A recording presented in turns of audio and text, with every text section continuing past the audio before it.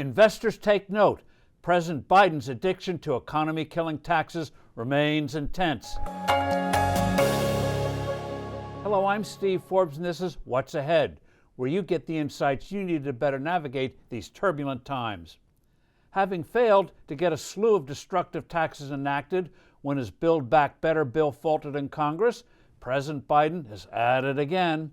In his new budget proposal, the White House announced the administration will be pushing a new minimum tax of 20% on households worth more than $100 million. The levy would apply to both incomes and unrealized capital gains on unsold assets and would supposedly raise $360 billion in the next 10 years. Democrat operatives figure, since it would be aimed at the rich, most people would favor it, thereby giving endangered Democratic candidates for Congress an issue for the fall elections. It won't work, politically and manifestly, not economically. Most voters will see the idea for what it is, a ploy to get people to overlook the damage inflation is inflicting on consumers and businesses. The tax would destroy capital, that is, money to invest in economic growth and a higher standard of living. What class warriors refuse to acknowledge is that without investments in starting new businesses, expanding existing enterprises, generating productivity, and financing research and development, the economy stagnates. Period.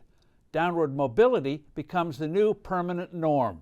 Opportunities for people to move ahead shrivel. Startups, critical to creating and developing innovations, would be devastated. Contrary to myth, most new companies don't succeed overnight. They typically take several years. Less available capital means stunted growth or even premature, unnecessary failure. Enforcing such a tax would be an administrative nightmare. For example, the White House says it would not apply to illiquid assets. Lawyers are already licking their chops as to what defines liquidity. Since a painting could be sold at auction, does that make it liquid and thus subject to this exaction? The tax would be collected over a 9-year period. Subsequent unrealized gains would have to be paid over 5 years. If the asset appreciates during that time, the liability would rise. If the asset loses value during a particular year, the tax to be collected would be adjusted.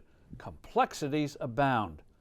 The levy would also be a disincentive for companies going public, since that would make them easier targets to tax than private companies whose shares are not easily traded. This too would harm the economy.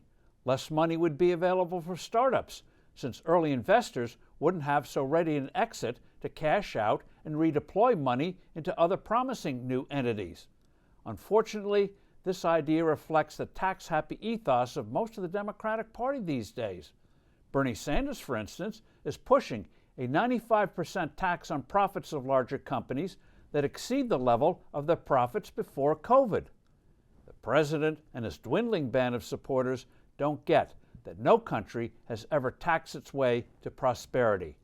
I'm Steve Forbes. Thanks for listening. Do send in your comments and suggestions. I look forward to being with you soon again.